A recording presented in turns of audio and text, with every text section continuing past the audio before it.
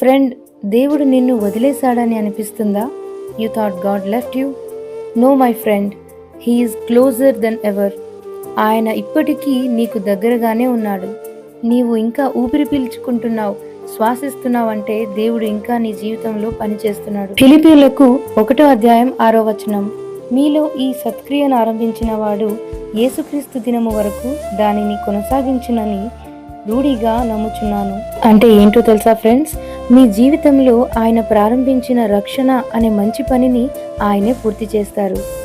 చిన్న ప్రార్థన చేద్దామా? ప్రభు అయిన యేసయ్య, నేను మీ దగ్గరకు తిరిగి వస్తున్నాను. మీ ప్రణాళికను అనుసరించడానికి మరియు మీ ప్రేమలో నడవడానికి నాకు సహాయం చేయము. నాలో పని చేయడం ఆపకండి.